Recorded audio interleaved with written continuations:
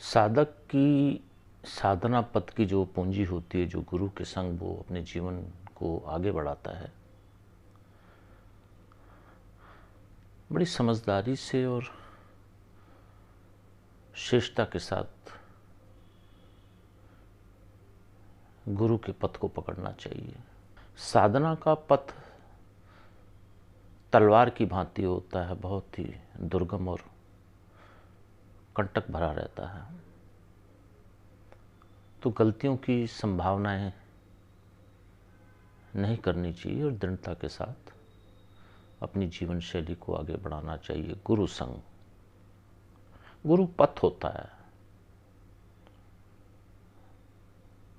साधक पथिक होता है, उसको पथ चाहिए। साधना का, आध्यात्मिकता का, ऊर्ध्वगामी प्रवृत्ति का पथ चाहिए, गुरु के संग ही प्राप्त होता है। अमूल्य पथ है वो अध्यात्म का।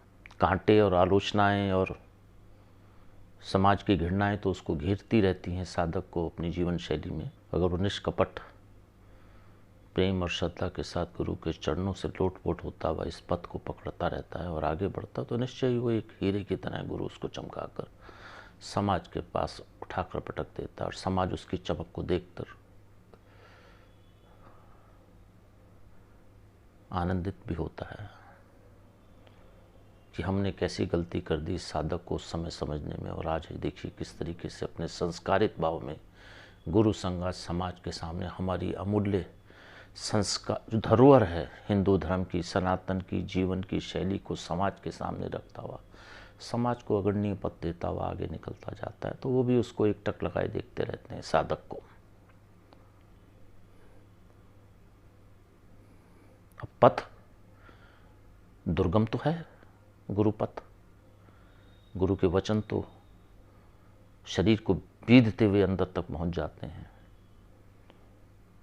और जब अंदर हलचल मचाते हैं तो गुरु को उंगली पकड़ने की चेष्टा करता है कि हे गुरुदेव, मेरी उंगली पकड़कर मुझे इस पथ में ले जाइए, अज्ञान पथ की तरफ। समाज तो उसको सड़क या ऐसी चीज़ें दे देता है, हम उसकी सामाजिक बाह्य रचना की बात ही नहीं कर रहे हैं। भ्रम में नहीं पड़ना चाहिए साधक को।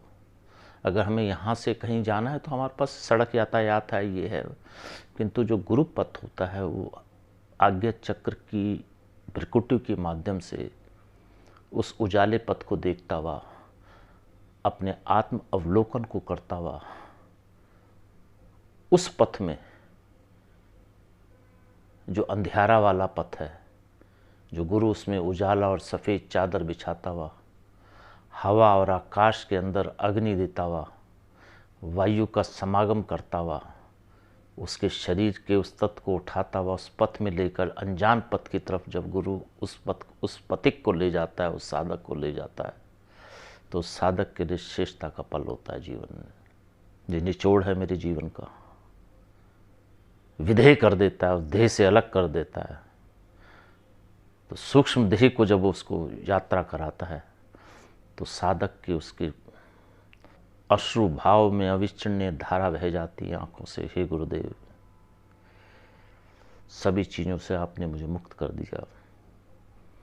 और लोटपोट होता हुआ गुरु के चरणों में, लोटपोट होता हुआ गुरु के उस मार्ग में, उस निष्कंटक मार्ग में निकलता हुआ, आत्म मंथन करता हुआ अपने साधना मार्ग को बढ़ाता हुआ, जीवन शैली को बढ़ाता है। अब आत्मंथन करता हुआ तो उसके लिए जीवन की श्रेष्ठता ही है, पर निश्चित रूप से वे समाज के लोगों के लिए भी भला करता है। उसके साथ जो उसकी आंखों की चमक के आगे टकराता है, उसकी देह को स्पर्श करता है, वो उनके लिए भी मंगल कामना करता है। उसके गीत उनके लिए मंगल भाव में रहते हैं। उसी उत्सव में नाचता है, समाज भी उसी के साथ, जो उसके साथ जुड़े रहते हैं समाज भी उसके साथ नाचता है। गुरु के पास जब हम गुरुदेव के पास जाते थे, गुरुदेव के पास जोधपुर में जाते थे डॉक्टर नारेंद्र श्रीमाली जी के साथ, तो हमारे आंसू फकक फकक कर उनके चरणों में गिर जाते थे।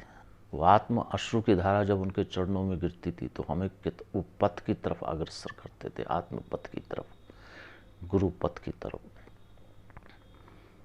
जब अश्रुधारा उनके चरणों में गिरती थी तो हमारी देह कितनी पवित्र होती थी।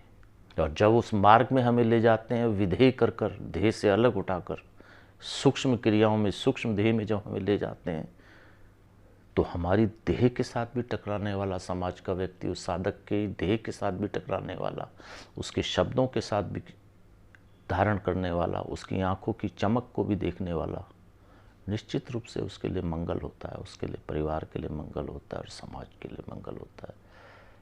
ये साधक की पहचान है, साधक की जीवन शैली है, अपने आप को भी ऊर्ध्वगामी बनाने की क्रिया और समाज को भी एक नए आयाम देने की क्रिया। ये श्रेष्ठतम साधक की पहचान होती है।